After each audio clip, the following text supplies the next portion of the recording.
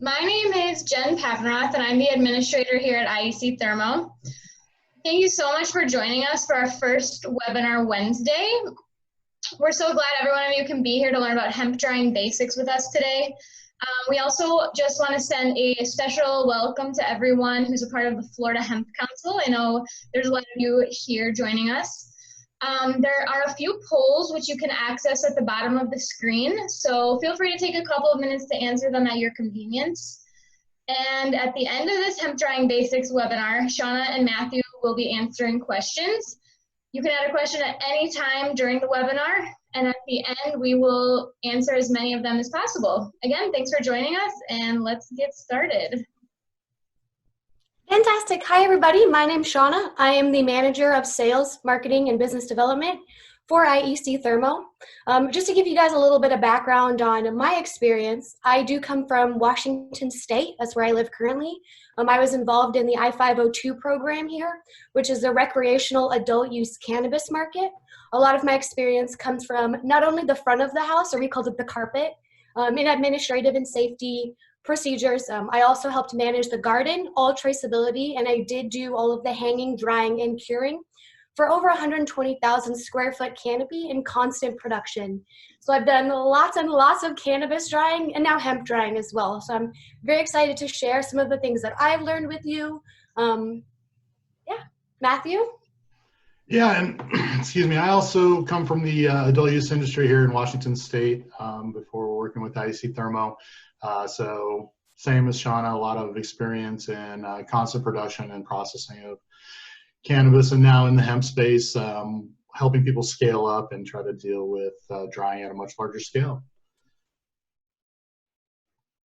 Yeah, so without any further ado, I say we just kind of jump in. Like Jen said, there's a couple polls at the bottom. If you haven't gotten a chance yet, please check them out. That definitely kind of gives us a little bit more information on you and what you're looking for and how best to kind of tailor this webinar for you guys so that you get the most out of it. So let me go ahead and share here.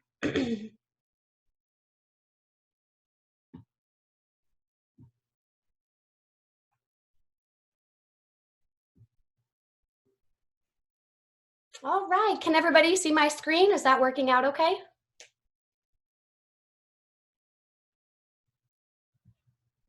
Uh-oh, I'm seeing raised hands.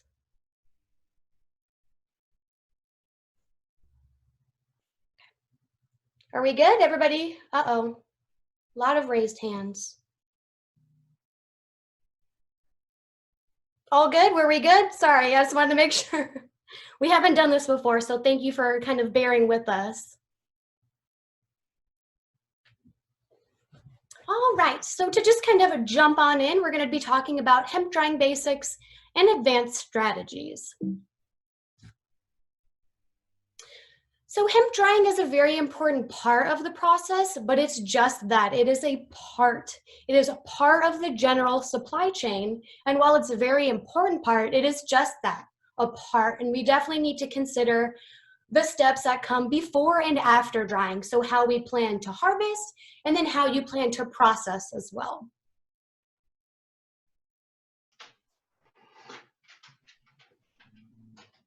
And the best way to do that would be to look at the bigger picture. So as I said, drying is one part of the supply chain, but it's just that. It is just a part.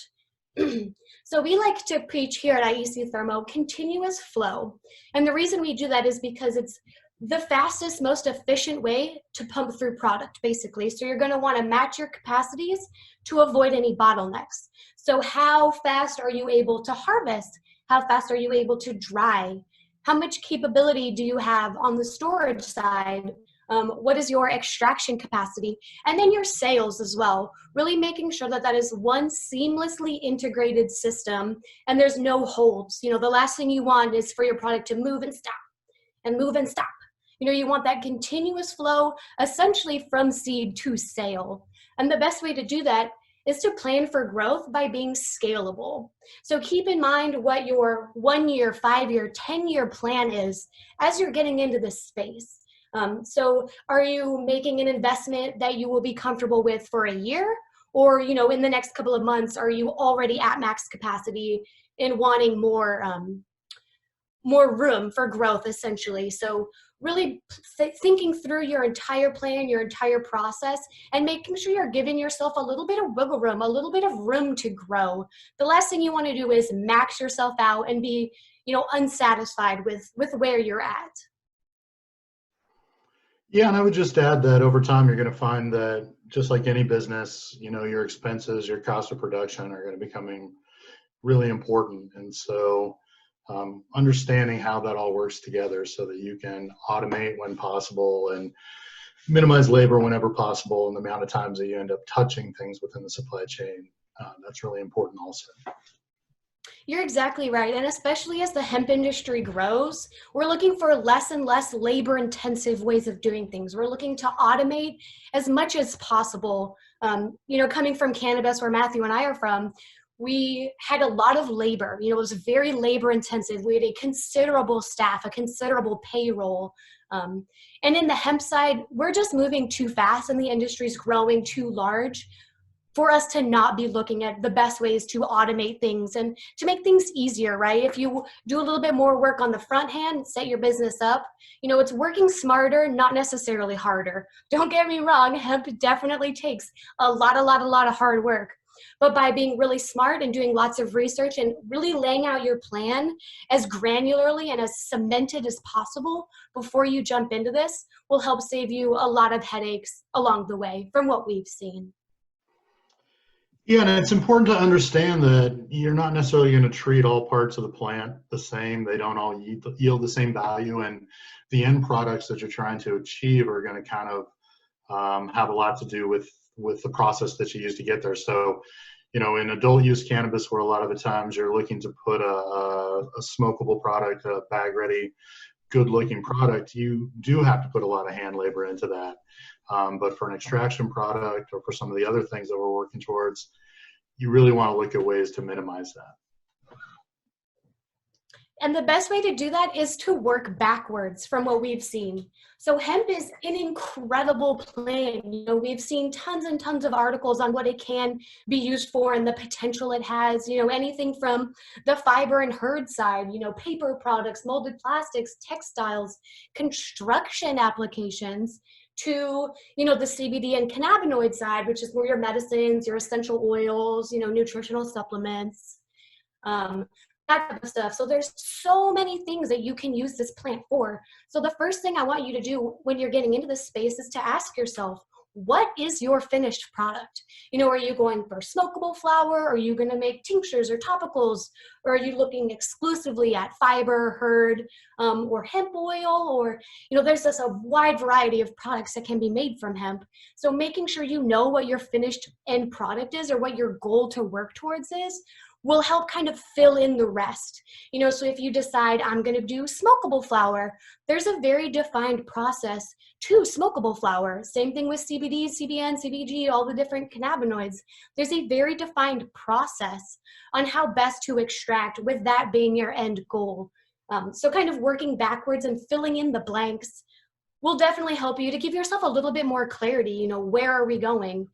And the next question is, how are you going to get there? How are you going to get that product from your hemp plants? What type of processing or extraction or just process in general does your product need to go through to reach your end product? And then to go one more step in front of that, how much hemp do you need to grow to create this product? Are you growing not nearly enough for what you want to make at the end? Or are you growing way too much and having to cull as you go, or just kind of ditch product knowing that that's not going to make it into your final product? So just kind of thinking through the entire process before you put seeds in the ground.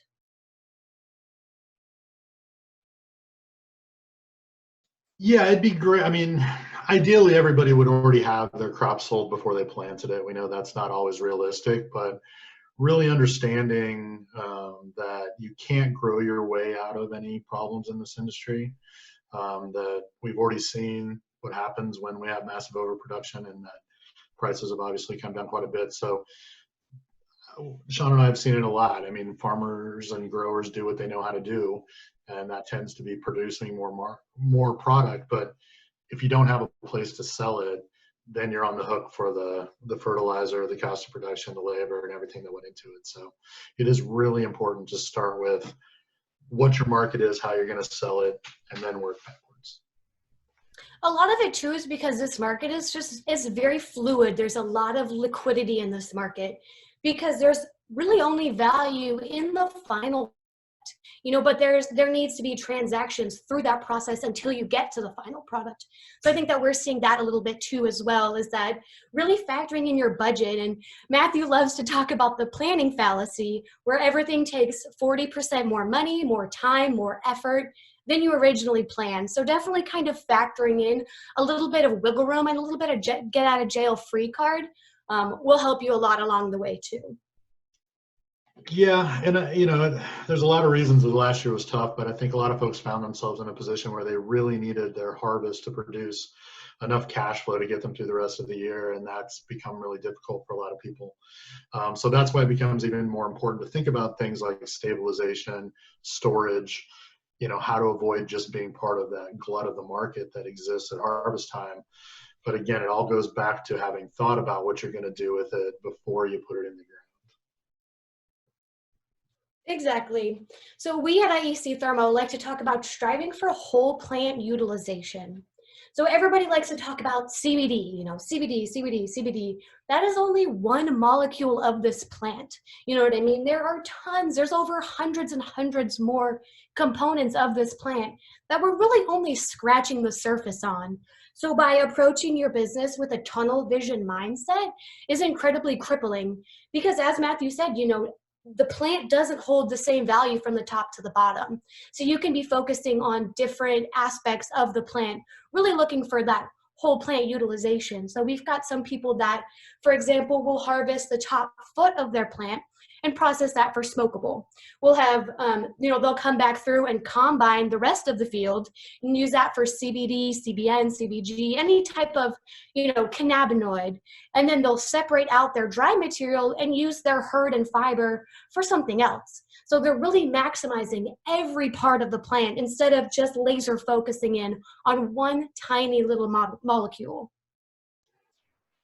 Yeah, and I think that we certainly at IEC Thermo have seen a lot this year that because CBD prices have come down quite a bit, there's a lot more interest in diversifying and looking beyond just that one molecule. So we're really excited about the potential out there to see hemp develop as real plastic filler material, like much more than what we see now. So and that's what we think the next step is how do you make money off of all the different parts and have a supply chain and infrastructure in place that allows you to effectively process that so that you're able to sort out those different things and get the best extraction material to the extractors, get the other products to somebody that can use them for some of the other products that are starting to develop. Exactly. So going along that theme with planning ahead, so we want you to think about harvesting while you're planting. Everything you put into the ground, you will eventually have to take back out. So keeping that in mind as you're planting. So consider your row width. Are your rows 4 feet apart? Are they 2 feet apart? Are they 10 inches apart? What about your spacing? Are your plants 4 feet apart in their rows, or are they kind of piggybacking off of each other in a very densely planted area? You'll also want to consider, like I said, your plant density. All of these affect your anticipated weight per acre. Like I said, everything you put into the ground, you will need to take back out. So planning ahead and making sure your row width, for example, can accommodate a combine. Something like that is not something you would really think about as you're going, but that could be a big, a big uh-oh as you go. So you can see in this top picture that it's very, very densely planted hemp. Chances are he had to lose some of that hemp to start harvesting, knowing there wasn't a row that he could go down. You see what I'm saying? So that density, he's probably cranking out quite a bit of weight per acre. We've seen anything from 2,000 plants per acre all the way up to 10,000 plants per acre. A lot of people ask me, you know, what's an average weight per acre of biomass? And there are so many factors that go into that. It's almost impossible to give a direct number. So usually I will give typically a range, just to give people kind of an idea. But these are all factors that affect how you should harvest. So just some things to think about. You know, some of the equipment is pretty similar, the planters versus the harvesters, and there's a little bit of crossover there. But just kind of planning ahead, making sure all of your equipment will do exactly what you need it to do. Yeah, and I would just add that, you know, we have seen a huge variation, and that variation has caused a lot of variations in how they're able to process it. Guys in moister climates with really densely planted stuff have found that it's really difficult to harvest and dry because it becomes seaweed, just a big swampy mess. And some of these things. So thinking ahead about that, you know, it seems good to get the most out of each acre, but if you're not going to be able to successfully harvest it and stabilize it, then you put a bunch of effort into something that you're not going to be able to use.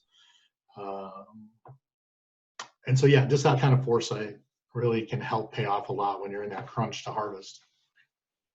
And there's a couple other factors that affect this too. You know, giving your plants lots of space, you'll see less issues with powdery mildew, less issues with mold. There's a whole bunch of other, not consequences, but effects of really taking into consideration your plant width, spacing, all of that good stuff.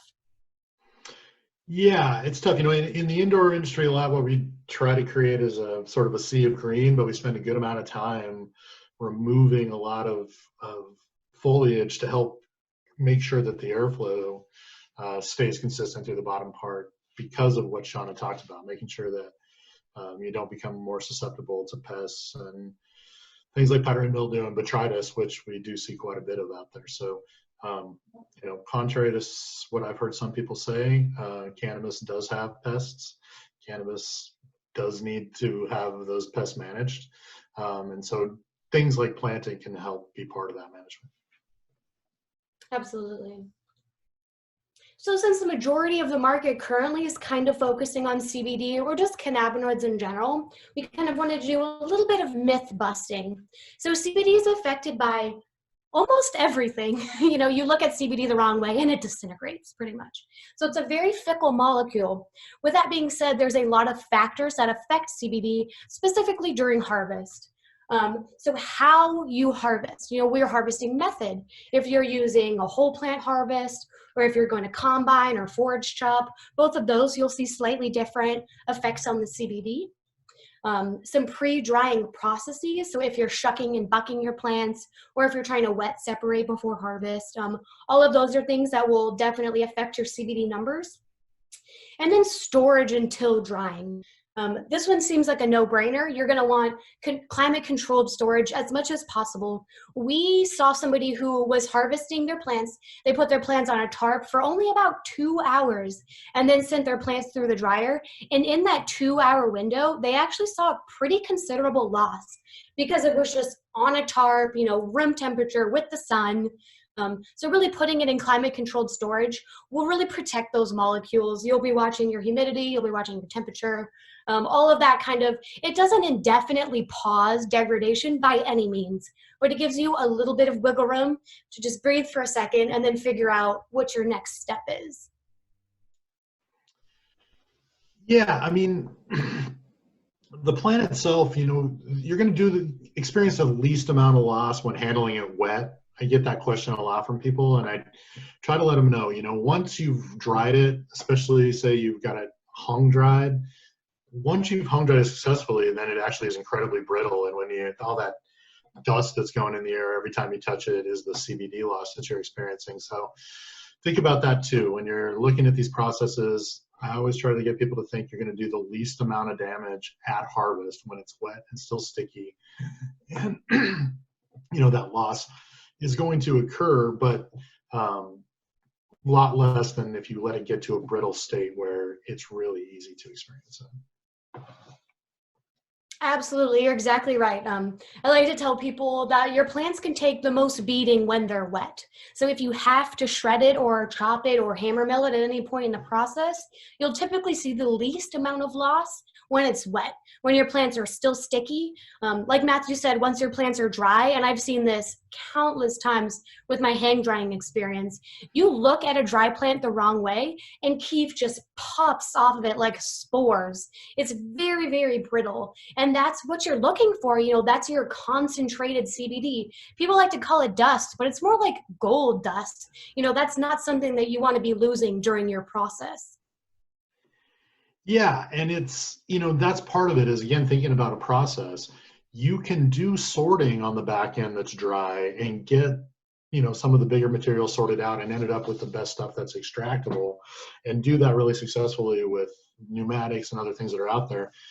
So, you don't always have to think about doing everything on the front end or doing everything on the back end. It's probably some combination of both, where, you want to handle it this way on the front end to minimize your loss, but then sort it this way on the back end. So that's like we'll keep talking about this idea of this all being part of a big process that you want to think about. Exactly. So there's a couple other factors that affect CBD during harvest, and that's the when. So the maturity of your plants. That one's kind of a no-brainer. Obviously, your plants will have the highest numbers as they're the most mature. However, we're definitely playing a numbers game here, especially with the lockdown on THC. So the higher your CBD numbers go, typically the higher your THC numbers go. It's always on a ratio. So just keep that in mind. There's never going to be a plant that's 100% CBD, 0% THC. So we're definitely kind of playing the numbers game. So that's a big one to watch, especially now that the USDA has come out with different harvesting procedures. And, each state has a slightly different one, whether they have their own program or whether they adopted the USDA program. But either way, that's definitely something to be aware of during your harvest window. Another thing to be aware of. Oh, go for it, Matthew. I'm sorry. I was just going to say, I also really encourage, this obviously, having hot hemp is a real problem. And a lot of what's going to happen with your CBD is linked to the genetics. And a lot of that is expressed fairly early in terms of sort of the ratios that exist in the plant. I'm really encouraging people to look at doing more predictive testing when they first start growing. Because if a strain is 1 part THC and 5 parts CBD when it's little, it's still going to be 1 part THC and 5 parts CBD when it's big. It will just be expressed over a bigger number. So that's a way that you can look at getting smarter and think about ways to protect yourself in this process of not putting effort into that. It can also help you, you see a lot more of the portable equipment, to have the ability to do some of your own testing along the way, or work with a lab to do that testing, to dial in when you're going to get the best maturity. Typically we would spend a lot of times looking at the resin glands. It gets a lot more difficult to do that when you're looking at hundreds of acres, and also understanding that if you are looking at 100 of acres and 1 part of it is ripe, that means that part on the back is also ripe right now too. So how are you getting it all down before it over ripens? Absolutely. Because once you pop hot, that's kind of the end, unfortunately, at this point. Another factor that affects CBD during harvest is the time of the year. So ambient moisture plays a pretty big role in that, especially during harvest. And then temperatures and weather as well. So if it's been raining a lot, you'll have a lot more moisture in your fields. You'll have a lot wetter soil. Your plants will be higher moisture content. So all of those, you'll kind of see a slight effect. And then again, time of day. So in the morning, if you're harvesting in the morning, there's actually typically more moisture in the AM. When you think about, dew in your yard, you see a lot of water in the morning, and it just kind of evaporates over the day. So if you have that option, definitely try to avoid harvesting in the morning, because that will lead to more moisture, meaning more moisture that you need to get out of your plants. Another factor would be time until drying. So whether that's going directly from your field into the dryer, or whether that's going to go sit in climate-controlled storage for a little bit, or if you're baling as well. All of those, you'll see slight differences. The baling topic is definitely an interesting one. Last year, it was kind of approached as a little bit of a get-out-of-jail-free card. We have seen that it is not, unfortunately. I typically only recommend baling for transportation or very short-term storage. It's not a get out of jail free card. You will not get exactly out of that bale what you put into it. So just some things to keep in mind. However, it's definitely an attractive option if you're looking at losing your entire field. You know, it gives you just a little bit more wiggle room, but it's by no means a stopping point. Yeah, unfortunately, they've kind of experienced a lot of degradation, and I think now even the industry seems to be telling you that you needed to get it down to 50% moisture for it to bale, right? So, you know, the problem is that most hemp coming out of the field is 75 to 80, and if you go through a process to get it down to 50, then I don't know how that, you can't do that in the field unless you're in a very few number of states. So that's why I think it's not quite the, like Shawna said, get out of jail free card that it kind of looked like last year. Because the storage, it degrades pretty fast enough in the bales that it's not as good of a long-term solution as we used to think. Yeah. That being said, we have people, you know, we have customers that are drying bales right now, so they're out there, and you can still dry. So yeah, there's still CBD and they're worth extracting. So the typical traditional method of drying cannabis, whether that's hemp or marijuana, is to hang dry. And that's a lot of what my past life was hang drying large amounts of cannabis. So from my experience, hang drying is significant space requirement. I've seen anywhere from 5,000 to 10,000 square feet per acre. So this is not something that's very scalable. It definitely has some pretty significant time requirements as well. I've seen anywhere from 7 to 21 days. You definitely don't want to do it any faster than 7 days because you'll see a definite decrease in the quality of your product. It gets really dry and crumbly and starts to kind of smell like hay. So it's a very fickle process. And I mean, 21 days, that's kind of a long time for, you know, a lot of time for things to go wrong, unfortunately. This method also only dries batches at a time. So like Matthew and I said, we came from a facility that was in constant production. So we were on a rotation. So every 2 weeks, I harvested over 2,500 plants every 2 weeks and hung dried every single one of them. And I mean, we like to joke here at IEC that there's not enough arms and barns for where the hemp industry is going. You know, it's a really great process and it's ideal for smokable or widely accepted or considered the best for smokable flower. But if you're going for anything other than smokable, I do not recommend looking into this method very seriously, at least. Well, like as Shawna mentioned earlier, you can still take a little portion of your crop and turn that into a smokable product. I would encourage you to grow it as if it's a smokable product. I mean, what we've certainly seen last year is a lot of people that grew biomass and then the biomass price went away. And so now they're trying to sell their biomass as smokable flower and that has somewhat questionable quality. But, you know, I'm sure a lot of you guys are learning that you can grow this hemp plant year round. You can grow it in greenhouses. You can get constant harvests out of it, and you can produce really good smokable flower. But how you dry and cure that is a much different process.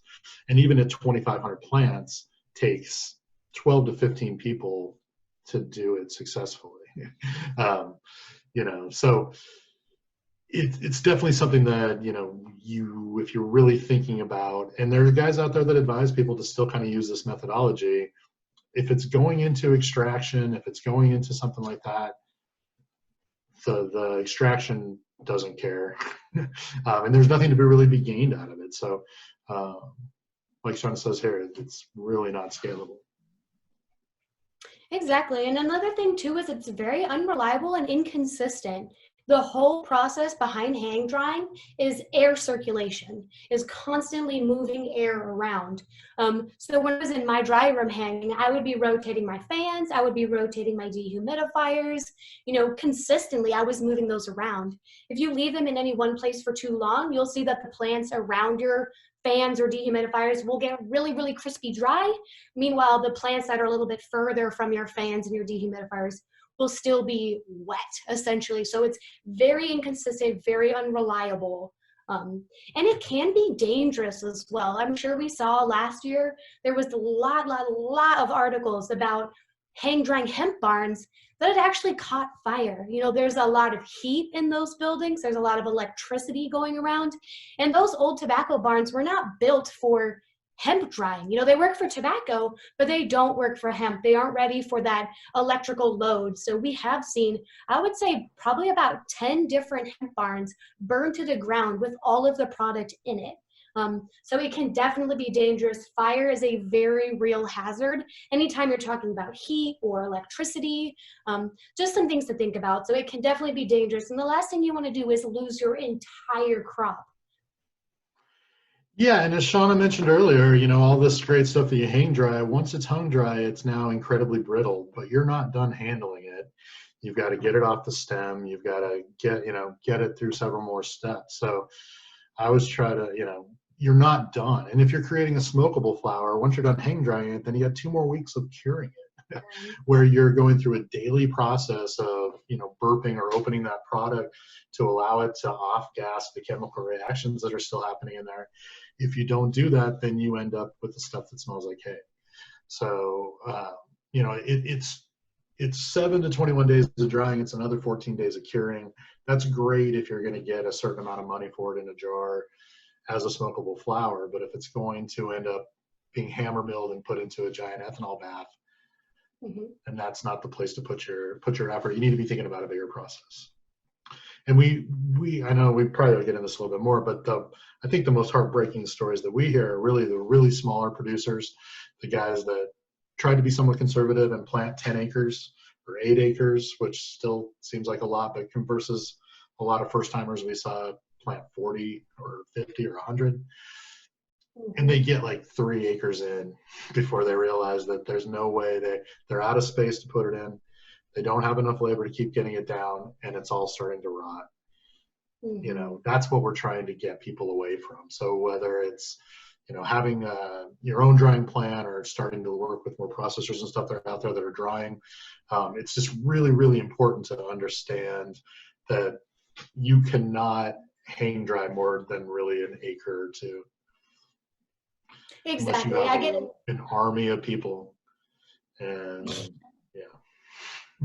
I do get quite a few phone calls from people who say, yep, I grew 20 acres last year. I hung dried it. Never again. That's why I'm calling you. So we do it can be done, but it's very, very tricky. And it's by no means a wild success. You know what I mean? The guys that did that will tell you themselves, don't ever do this again. The time and the labor and the headaches. The best I heard was somebody who was able to hang dry 32 acres, and he didn't sleep for 4 days. He said, Shawna, when I was done hang drying all of that, I went on vacation. Like, I mentally needed a break. So it's a lot of work. It's not easy. It's definitely a lot of work. And if you want to take a look up here, this is the old symbol for, just really quick. This is actually the symbol for mods, that's the Chinese word for hemp. And that is actually designed to look like hanging hemp. So if you see it looks like a long division symbol. That is actually the shed that the hemp hangs in. And then the characters in the middle is actually supposed to look like upside down hemp drying. So I thought that was pretty cool. And this is from, thousands of years ago that they decided this character. I was just going to say, we certainly understand that, like this time of year, everybody's focused on genetics, right? You're securing the things that you're going to need to be able to grow, and then you're going to be busy growing, and then you're going to look up and it's going to be time to harvest and dry. And so that's, part of what we really preach is to get people to think ahead, because you don't want to be figuring that out on acre number 2 that this isn't going to work, right? You just don't want to be in that position. So, absolutely, very good point. I get this question a good bit. Wait a second. Does a mechanical drying cause CBD loss? And the answer is not necessarily. Like I said, there's a lot of factors that go into this, but mechanical drying does not in itself equate to CBD loss. It would definitely be a little bit more so surrounding the processes around it and maybe the dryer technology as well. So we're going to kind of get into that a little bit. Here we go. So some factors affecting CBD during drying. Heat versus time. I can talk about heat versus time until I am blue in the face. Cannabinoids like CBD, CBN, CBG can burn off in contact with high temperatures. And the same goes for terpenes and flavonoids. They're very easily damaged by high heat. If you take a look at the little graphic I have on the side, you can see THC boils off at about 315 degrees Fahrenheit. Myrcene, which is a terpene, goes at about 334. CBD is at about 356. CBN 365. So these are relatively high temperatures. With that being said, in the nature of drying, it's not necessarily difficult to reach these temperatures. However, time is the factor here. So extended periods of heat can result in considerable loss, but that's extended periods. You know, that's like more baking cookies in the oven instead of blasting something with hot air very quickly. So it's worth breaking down the differences between drying product low and slow versus fast and moderate.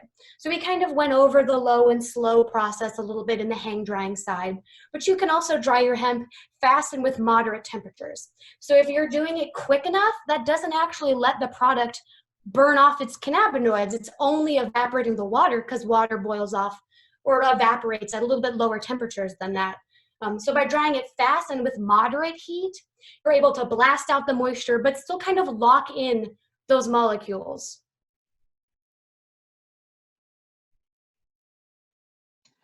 Yeah, and there's always some loss. We've done a little bit of experimenting just with testing of hung dry material. And from what I've seen, on average, there's about at least a point of CBD loss in material that's just hung dried. So it's all about, you know, managing what loss you have at different processes with the overall efficiency of the process. And I think you'll touch on this, but like, you know, think if you are a person who does make edibles or does want to, you know, decarb things, it's all about how you do it slowly over time. It's not a quick process that happens right away. Absolutely, which brings us to decarb, perfect timing. So decarboxylation is a process that uses heat and time to unlock the therapeutic effects of cannabinoids. So the way that I think about it is like smoking cannabis. You know, when you take a hit out of a bong or smoke your joint, you are actively burning that flower material with fire, and that is decarbing. That's unlocking those effects for you.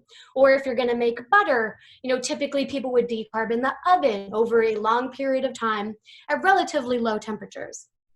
So hemp naturally contains CBDA, which needs to be activated by decarboxylation to make CBD.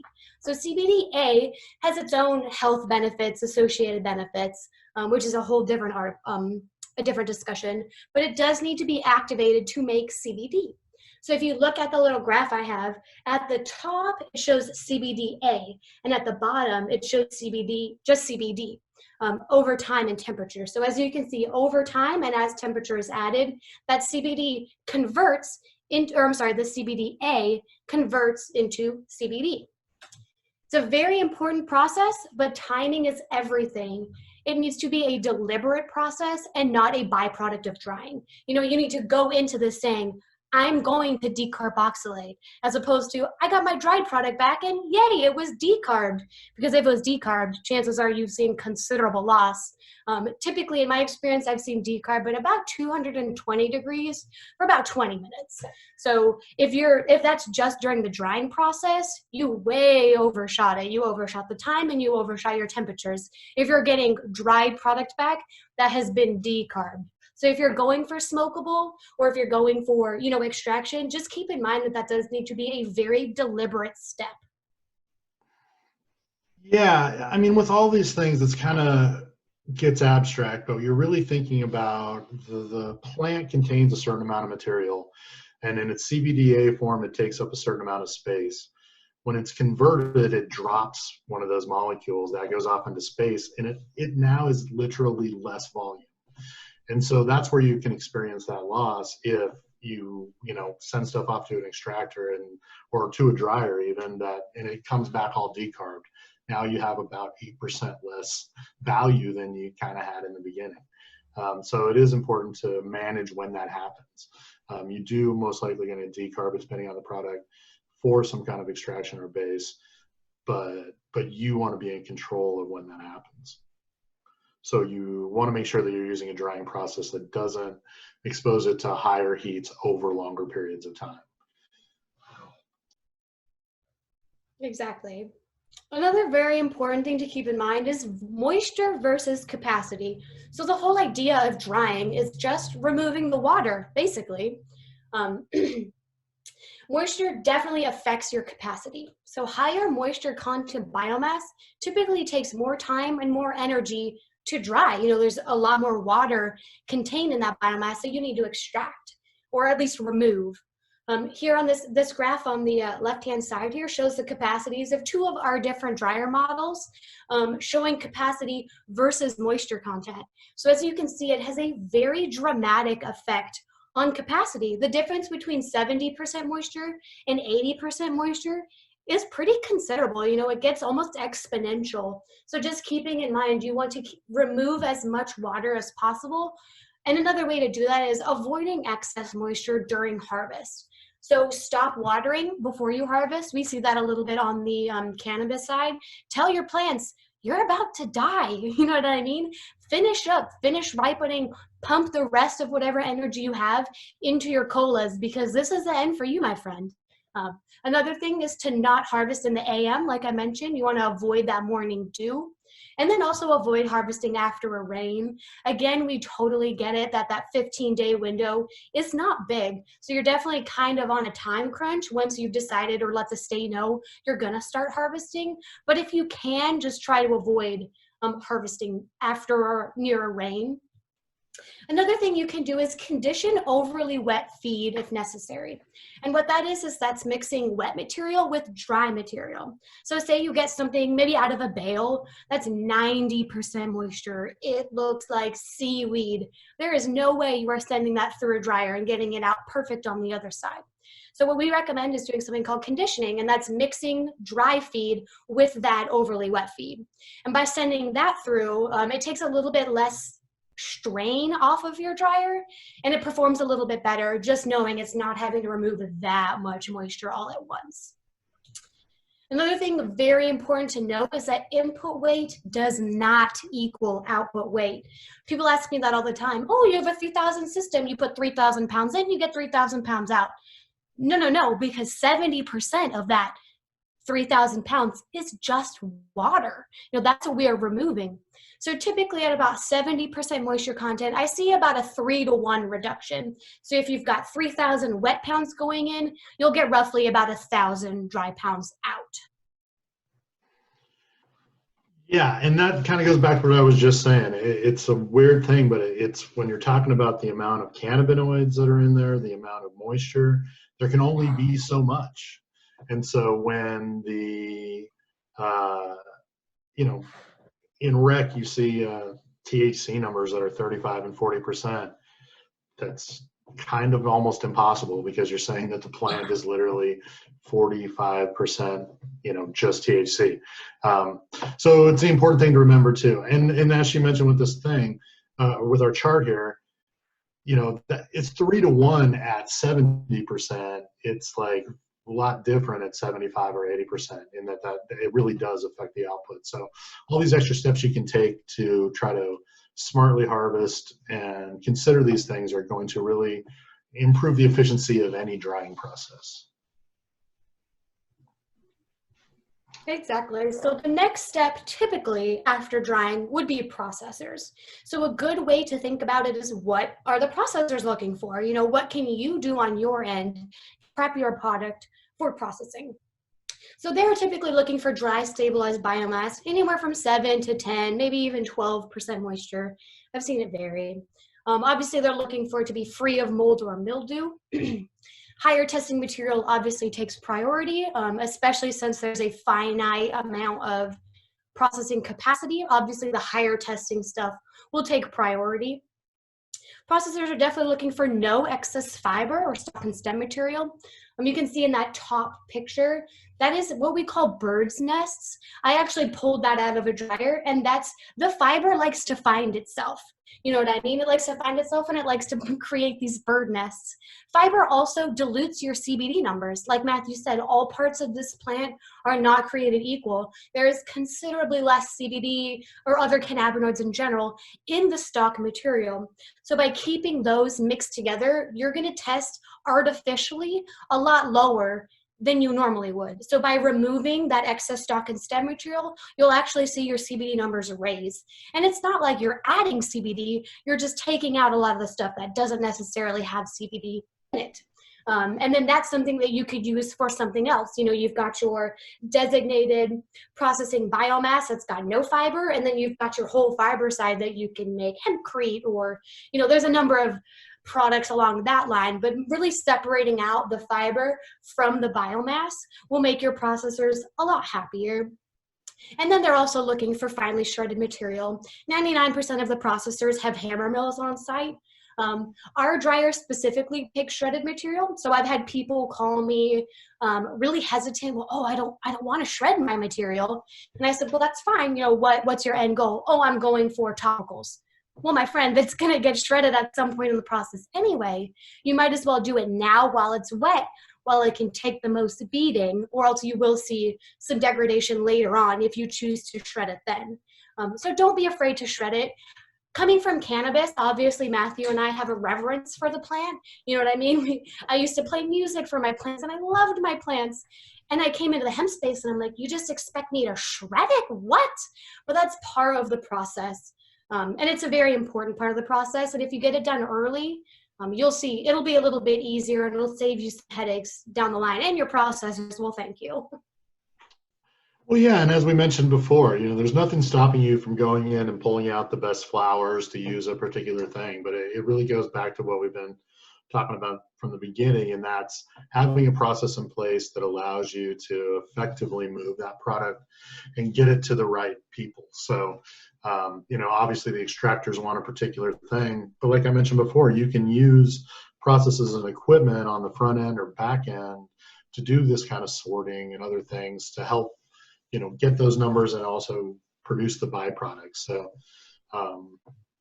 yeah, just kind of, you know, knowing that you want to think about how can you get the best extraction material, but also use everything else.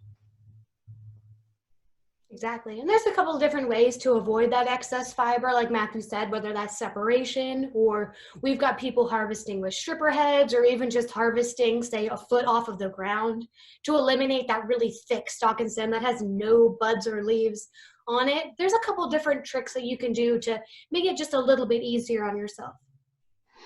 Yeah, and like I said, it's processes, you know, I mean, if you're using a stripper head that leaves most of the stock in the field, but you have a fiber client that's interested in those stocks, you can come up with a separate process to get those while still producing the most effective material for a harvest and a dryer. So it's really just trying to think outside the box a little bit and know that, you know, there's no one machine out there that's going to do everything, and so it's really about finding all the different parts and processes that are going to come together to make your process. You're exactly right, Matthew. There's not really a piece of equipment that I've seen that's a silver bullet in this space. There's definitely a lot that are a step in the right direction, but I don't think that there's anything out there just yet that's kind of the answer to everybody's prayers. You know what I mean? So there will be some compromises and some changes you'll have to do and really piece together that entire process. Yeah, I think what everybody's learning is that the things that make hemp such a great plant to work with also make it incredibly challenging to harvest and process in the same ways that people have some other crops. You know, we talk to farmers all the time that are just amazed by this crazy resin that gets on everything, and the dust that's, you know, well, you know, if you've been around cannabis for a long time, you know that that's actually a lot of the stuff that you're after. So it's now, like Shawna said, everybody's really making their best effort, doing their best to try to come up with that piece of equipment. And we're really seeing a lot of people move into the space, a lot of proven bigger agricultural solutions that, with hemp now being nationally legal, are jumping in. And I think from that experience, we'll get a lot of these solutions that we need. You're exactly right. It is bringing a lot of that tried and true technology into this space. However, obviously, hemp doesn't perform like corn or like soybeans. A lot of these proven technologies that work for corn are not going to be an apples to apples comparison in working with hemp. We're going to need to do some updates, some tweaks, because no other plant is like hemp that we've grown on a commercial scale like this before. So there'll definitely be some growing pains. But I think that we're making good steps at least. Absolutely. So here are a couple of just recommended practices for shredded biomass or for CBD biomass. We like to tell people feed is key. What you put into your dryer directly determines how it's going to perform. So by removing that excess stalk and stem material, like we mentioned, that improves your capacity, that improves your dryer performance, and it's a little bit less separating on the back end before you send it to a processor. You'll also want to avoid excess moisture. Like we said, moisture just makes it a little bit trickier to dry, kills your performance, kills a little bit of your capacity. So try to remove as much excess moisture if you can. Obviously, like I said, when it's harvest time, it's kind of go, go, go. But really watching the weather, that'll help you, watching the weather so you can really plan around when it's going to rain or when is, hurricane season or anything like that. That'll help. You'll also want uniform, free-flowing, consistent product. You don't want anything with really big chunks that's going to find itself and make a big iceberg anywhere. You want it to be uniform, free-flowing, consistent, nicely shredded. Usually a hammer mill is a really good job. We've seen varying degrees of success with combines. I've seen, some really, really nicely shredded product and some not so nicely shredded product. I think what we've seen a lot this year, and I'm sure a lot of other hemp companies can attest to this, is we have not seen the same feed twice. Every farm that we've been to, even the same farm a couple of times, we've seen very, very different feed the different times we've been there. So really being aware of what your dryer takes and giving it exactly what it wants will help save you a lot of those headaches. And then you're also going to want a small chop. So a small chop gives you a more consistent dry. Obviously, you're not looking to pulverize this into a dust right from the get-go. But if you're shredding it to, say, a half-inch pieces, that doesn't give the moisture anywhere to hide. So larger stalks, stems, and buds like to hide moisture in the middle while drying on the outside, and that can actually lead to mold. So even in my hang drying days, I would walk up to a bud, and even though it felt nice and crispy and dry on the outside, if I squeezed it, it would stay squished because of the moisture in the middle holding it together. We called it pancaking. So that hidden moisture will hide from you, and the outside gets nice and crispy. I'm dry, I'm ready to go. Ha ha ha, just kidding. I'm hiding moisture in me. And the second you take me out of a dryer and put me in storage, that moisture will wick back out and actually lead to molding. I had somebody call me who said that he had a paper bag of stems that he had sent through a dryer, and he said, yep, they were all dry on the outside. I put it in a paper bag. Within a week, the entire bag had molded over. And he said, it looked like they were dry. They felt dry on the outside. And I asked him how thick they were, and he said they were about a centimeter thick. And that just leaves so much room for your moisture to hide, which wicks out later and gives you mold, which is another reason why the hang drying is so inconsistent, because you're not shredding it, you're giving it places to hide. And it will hide, and it'll come back out and mold later, which makes it, clearly unusable or undesirable product. Yeah, and that's something we really learned. I mean, looking at how you're going to harvest, understanding what you're doing at scale.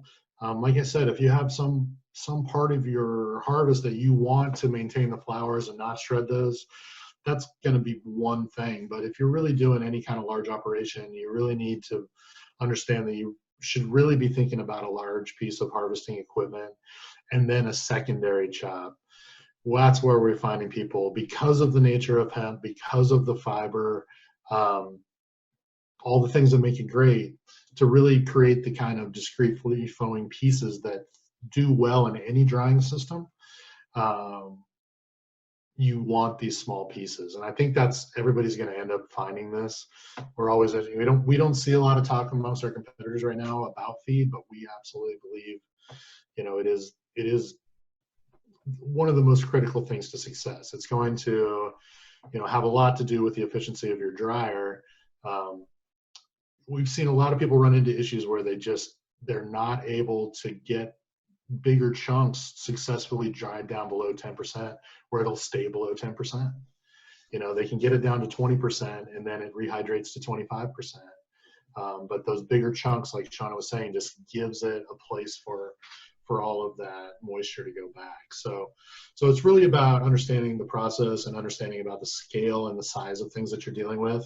I mean, we're talking about dryers that process thousands of pounds per hour, and are meant to run 24/7. So you're really thinking about,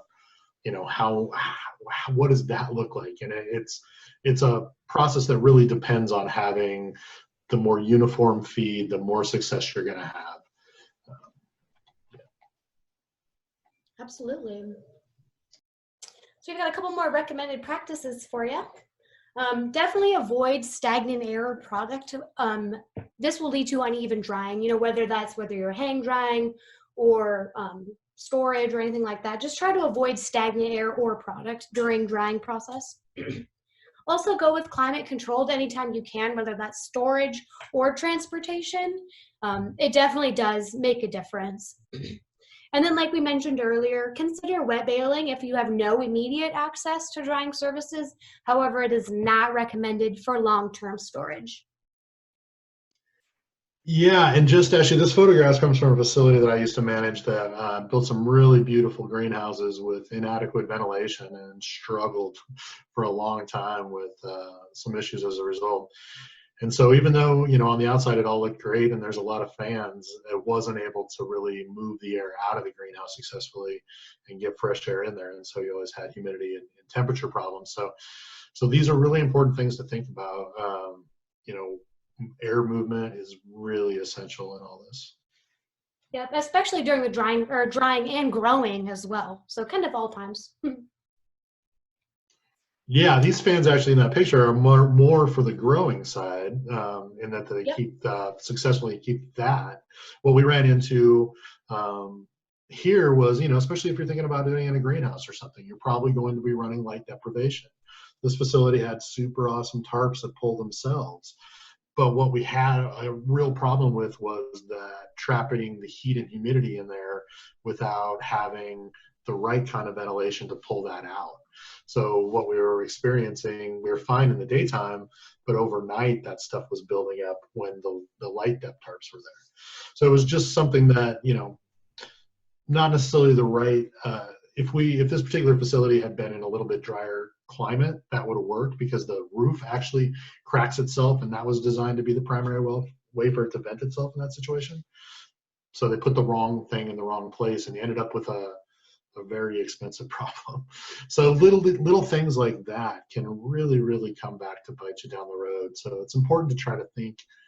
It's impossible to see everything coming at you, but to really try to do your due diligence and think about, how are you going to make sure you account for these sort of things. And during different times of the year when the humidity might vary significantly. Absolutely. So who would benefit from owning a dryer? Farmers, that's kind of the obvious answer. Having a farmer own a dryer gives them a quick stabilization of their crop. It also helps to maximize their yields, and it gives them an opportunity to make extra revenue by toll drying. The majority of our customers last year purchased dryers for their own acreage, and word spread in their surrounding areas to farmers nearby. Oh, Johnny's got a dryer. Hey, Johnny, can you dry my crop? Sure, but I'll charge you $2 a pound. Cool, sounds good to me. And that ended up being actually a really, really great stream of revenue for some people that purchased our dryers, because so many people jump into this space, but not everybody sees it all the way through. I got so many phone calls last year. I have 400 acres in the ground. I don't know how I'm going to dry it. I'm supposed to harvest next month. Well, buddy, I don't know how you're going to dry it either. You know what I mean? So really keeping that in mind. And then, offering that to other people is a really, really great business model as well, which brings me to co-ops and drying facilities. So these allow entire areas access to drying services, and they tend to be the most cost effective as people tend to pool their money to purchase a dryer, and then they kind of build a schedule around dryer use. And the third large group of people that we see purchasing dryers are processors. And this allows them to control the quality of their incoming product. And it also offers additional services to their customers. So I like to call it the a la carte model. So sure, I'll dry it, but I'm also going to offer you storage. I'm also going to offer you chopping. I'm also going to offer, processing. So really being that one-stop shop for farmers tends to be really helpful, because farmers, they farm, you know what I mean? They don't necessarily want to find a revenue or find an avenue for their products to make it onto store shelves. They did the hard part, they grew it. So being that one-stop shop for farmers does seem to be really, really helpful. Yeah, I think that's, certainly one of my goals of being part of this industry is to kind of help bring some predictability and reliability to it, so that the farmers that are looking for hemp to be something that is a predictable source of revenue, and, that really, to do that, they need to have somebody they can rely on to buy that product that's going to be able to stabilize it and get it to market. And I think that's where some farmers want to do that, but for some, they just want to be good at farming and leave that to other folks. So I think, as people are gaining more of an understanding of the uniqueness of hemp and the importance of things like drying, I think you're going to see more of these processing type models where they might even come to the field and harvest it for you too, so that they're able to get it to their facility exactly the way they want it. And that would really allow, somebody that wants to supplement their farming income with a hemp crop to, like you said, contract it before the season and know that you're going to take down everything that you grew. And that's, a lot of folks aren't doing that right now. Absolutely. Another thing to keep in mind is that everyone should consider how a product is dried. A product is only as good as what goes into it. So if you're using crummy or low quality ingredients, your final product isn't going to be as good as it possibly could be. So definitely everybody should at least consider how a product is dried. And I think our take-home message is really that drying is stabilization. It's a very important part of the process, but that's it. It's just a part. You are just stabilizing your crop so it's not actively rotting. You know what I mean? This is just a quick little breather step before you move on to the next step. But an essential step, because as we've talked about, the unique characteristics, you have this chemical process within the hemp plant that starts the minute that you chop it, and it really doesn't stop until it's done. And that's what the drying and carrying process traditionally has, existed to deal with. And now that we're doing this on a much larger scale, we have to kind of adapt that to a model that allows you to stabilize not just 2,500 plants at a time, but 2,500 acres at a time. Exactly. And that brings us to the end of our presentation. So you can reach us at info@iecompanies.com. Feel free to check out our website or follow us on Facebook, Instagram. I'm going to go ahead and stop sharing here so that we can answer some of your questions. All right. So we have some really good questions for you guys. Monica asks, in a controlled indoor environment, how much time do you have to dry it after harvesting? Well, really, as I was just saying, the chemical processes in the plant start as soon as you chop it. So typically, especially if you're doing an indoor grow and you're looking to have it produce a smokable flower, you're going to want to hang dry that, or have a drying space available to put that right into. Like Shawna was talking about, with enough air movement and fans and dehumidifiers, you're going to want that to happen pretty much as soon as you chop it. Yeah, Matthew's exactly right. In my recreational experience, we would chop the plant, hang it on a cart, and wheel it directly into the dry room where we would immediately hang it. So it went from alive, potted, in soil, to hanging upside down in a matter of, 90 seconds. We really did the turnaround as fast as possible. Yeah, and it kind of goes back to what I mentioned earlier, in that, when you find that one part of your harvest is ready to go, if you're growing the same strain, that means that the plant on the other end of the room is probably ready to go too. So having an effective plan for how you're going to get it down as quickly as possible, so that you're not losing potency and value on the back end by having, like I said, some of that stuff flower become overripe on the back end. Awesome. Thanks, guys. Another question is, I live in the deep south with very high humidity. How do you recommend I can lower the water percentage pre-harvest down to 70%, which is an optimal target? It's a great question. Yeah, we certainly understand that in certain climates it's a lot more challenging than others, and that in some places it's really not even possible. I think that's why we're really trying to get people used to the notion of, in those environments, needing to condition their feed, where you would actually add some material that you've already dried to the really 80–85% moisture stuff.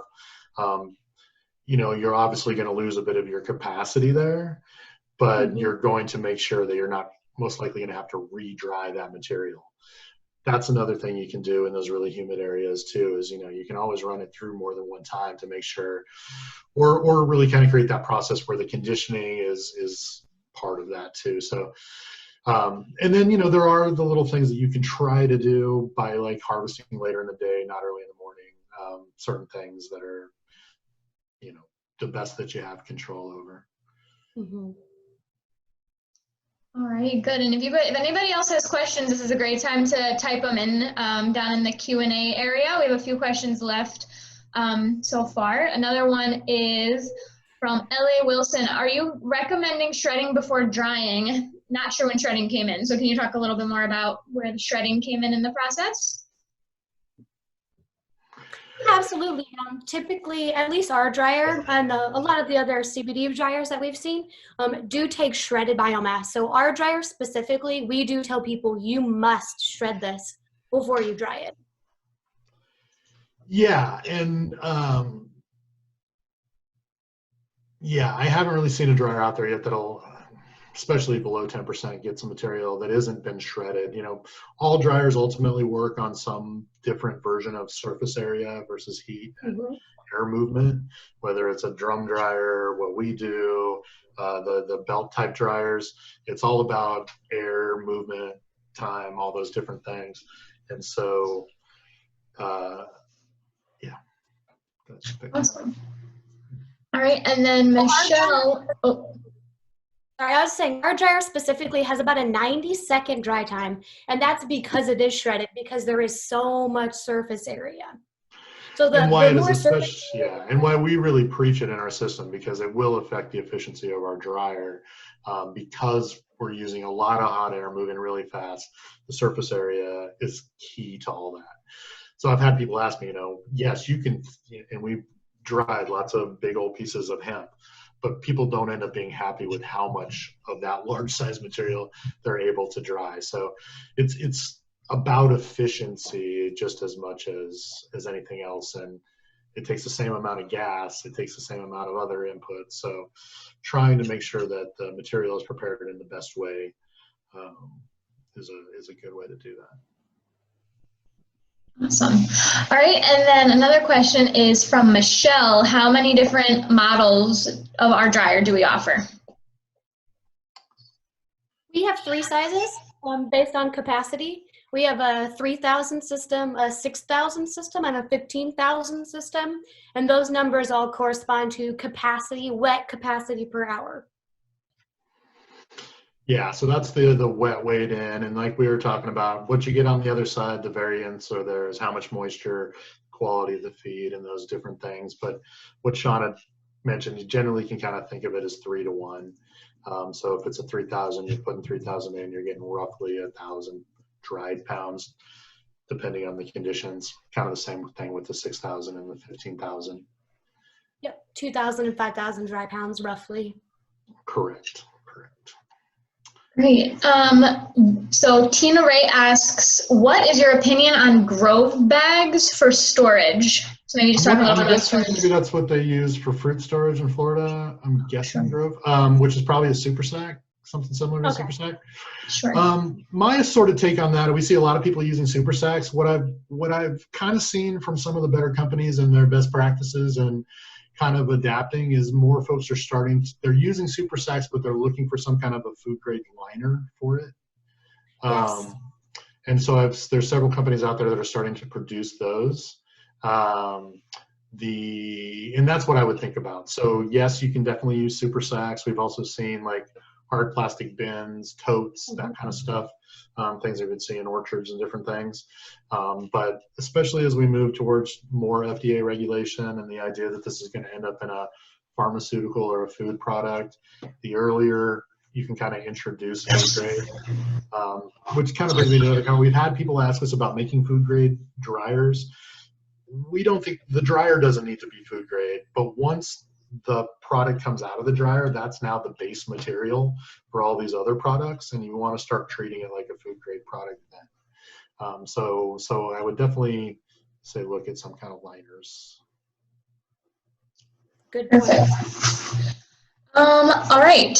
We have Anonymous asking, can any strain of cannabis be CBD by harvesting early, or is it a specific strain? No, it's genetics. There needs to be genetically, it needs to have a higher amount of CBD in it. Almost all cannabis has some amount of CBD, but in the adult use market, where we see the THC numbers more around 18 or 20%, the typical CBD number is like 1%. Yeah. What they have done is through genetics and breeding, they just flip that around the other way and selected plants that bred a lot higher in CBD. So you're going to need to start out with plants that have good CBD genetics. But you can also look now, there's more and more like auto flowering or shorter stages. There's a lot of things they're doing in genetics now. Then of course like feminized and seeds versus starts. But yeah, that's a whole other webinar. Okay, next question. Genetics research, definitely do your research. I think that there's a lot of kind of fly-by-night people in this space, specifically in the seed side. They sell you seeds and then they're gone. So I would look for companies that were around last year or that have testimonials or reviews, just people that seem more legit, that have been in the space for, at least a full season, where the customers they had from last year didn't turn around and sue them or something like that. So that's just my recommendation. Make sure you're doing your research and going with somebody that you feel confident about. Right. Yeah. And yeah, if the genetics aren't there, you can't make it produce more CBD than it's genetically able to produce. You can, within a couple of points, you can grow it grade and get 6% instead of 5%, but you can't ever get 10% out of something that had was genetically 2%. So sometimes I see people confused and think they can grow it in a way to produce more CBD. It goes back to what I said earlier about predictive testing. The roots of the ratio to THC to CBD, that's there in the genetics, even when it's smaller. So that's one way, you can kind of get an idea without growing a whole field of hot hemp. Yep. All right, good deal. So I'm going to kind of combine these two questions from Michelle. She says, we have customers who are spending hundreds of thousands of dollars on drying facilities and not getting the expected results. When installed, are your machines movable or permanent? Some of our customers migrate depending on the ever-changing laws state by state. And then Russ also asks, are there mobile versions of dryers, for example, truck-mounted, that you can move and dry at different locations? I don't necessarily want this to be sort of an IEC sales pitch. Unfortunately, I kind of wanted to just cover hemp drying basics. But to answer that question relatively quickly, we ourselves do not have a mobile dryer, and that was sort of a conscious decision. We are more fans of the drying facility model, where you bring the material to the dryer as opposed to the dryer to the field. And the way that works with our systems is that we've got such considerable capacities, we can keep up with that. If you were bringing a dryer to the field, your capacities would be considerably less. It'd be a lot longer dry times. Just the technology is not quite there to bring a sophisticated piece of equipment into the field, in our opinion. That's IEC stance, which is why we are not making mobile dryers, and we do not plan to make mobile dryers. Yeah, I mean, this is large industrial equipment. That being said, we can be taken down and moved to another location, and we're much more of the mind of finding folks that are that have that problem to solve of trying to engineer something that we could move from location to location, but we're definitely not really trying to get into the put it on the back of a flatbed. Our system uses some large cyclones, which makes that logistically difficult. But yeah, I mean, and then you get into things, I mean, I think when you start talking about temperatures and times and all these things, so that's one of the questions we get asked all the time. And we certainly understand, I mean, especially because of the seasonal nature of all this and the idea of investing in a dryer, and only being able to use it during harvest time. But it's also important to understand that hemp around the country is changing and the logistics of it all are changing. And so we have a lot of customers that are trucking baled material across the country to dry it and keep their dryers going all year or a good chunk of the year. So there's that sort of problems to be sort of figured out. But we certainly understand that it's been frustrating. A lot of people have invested a lot. And I think, it goes back to what Shawna and I were saying earlier, is that there's not the perfect machine yet. Everybody's trying to figure it out. But that's left a lot of people kind of in disappointed situations, or we're still having a problem to solve, right? So, but we think that, we're just always trying to push people towards more of a continuous flow, thinking about how to always be bringing it to the processing center instead of just moving it to one place harvesting, moving it to another place harvesting. That's kind of a different version of batch. Mm-hmm. Yep, exactly. Awesome. Let's see. We can maybe have time for one or two more questions. If Mac Y asks, if from the field we test that the CBD is, say, 4%, is that a good start? I mean, it helps. The reality is that processors, they're picking and choosing based on the overall numbers. If it starts out 4%, it's probably going to finish somewhere around 4%. It's not going to become 8% or 12% or 16% based on how you grow it. And if it's 1% THC, it's probably going to be 1% THC when it gets grown also. So that's what I kind of meant when you're looking at the ratios. And that's why, that's honestly the reason that CBD genetics have made the advances, is because using that kind of predictive testing, they didn't have to wait for things to completely grow out to figure out, was this more CBD or not. So it can kind of give you some guidance, but that'll tell you, if you test something and it's 4% to begin with, and that's kind of what you can expect to get at the end. So that'll help guide you in terms of knowing, if that's something more you want to plant. Because you can't turn that 4% into 15%. Yeah, you get a little bit of wiggle room in there, but nothing dramatic like that. Yeah, you can make it 5% for sure. I'd say a point either way, and you can make it 3% by not doing a very good job with it. But genetically, it's not going to be able to express itself up to a 12 or 14. And it's always interesting. We understand that because of the way the law is right now, that's what everybody's working for. In adult use, we're much more used to working with a CBD strain that might be 3-2 or 5-1 or all these different ratios, because we don't have to leave the THC out. And most anecdotal experience I have is that you want to leave some of it in there. So there's a lot. Genetics, the law is really what is preventing people from fully finding out what genetics are capable of doing. So as long as we have to work around that, unfortunately, that's somewhat limiting for people. Yep. Great. Well, we can end with this question. And I know, like Shawna said, we don't want to turn this into a sales pitch, but we talked a lot about temperature. And so Anonymous asks, how hot does your system reach? I'm concerned about heat exposure to my plant and preserving CBD. Yeah, absolutely. That's the number one question you should be asking dryer companies, is how hot does my product get and for how long, right guys? Time. Our system specifically, your product never gets above about 130 degrees at any point in the process. Like I said earlier, our system specifically has about a 90-second dry time. And the way the technology behind our system is, it's not a sustained heat. So your product gets warm, cools down, gets warm, cools down, and then usually conveyors or augers out typically all under, like I said, 2 minutes.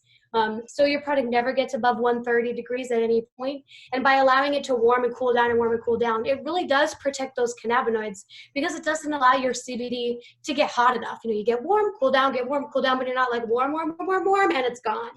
You know what I mean? So that's the way that our system specifically works.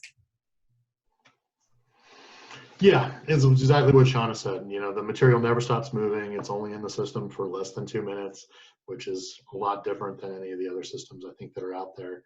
And I think that's why, we have something that's really easy to plug into a continuous flow model with lesser labor inputs. You're still looking at probably, 4 or 5 operators depending on the size, so you can monitor the input, the output, those kind of things. But, I'm sure you've all seen some of the pictures out there of, 10 of the box dryers stacked up, and you can make those work. But the reality is, I don't know if I've talked to anybody. It all comes to the outputs and the things and the efficiencies, and that's what everybody's working for right now. And we really think that giving everybody the leg up on advising on the feed side is where that issue primarily lies. So we think everybody will end up realizing that. Awesome. Well, thank you guys so much for joining us today for our first webinar Wednesday. We're so glad all of you could come. You guys asked great questions. And we will be having another one next week, Wednesday, same day, same time. And we'll get out more details about what the topic will be. But again, we're just so glad you guys could join us and, learn about hemp drying. And we'll try to send an email to everybody that registered to let you know where you can find the recording. Yes, definitely. Yeah, thanks everybody for joining us for our first of what we hope to be many. Thank you so much, you guys. Yeah, great. Have a good rest of your day. Stay safe. Wash your hands.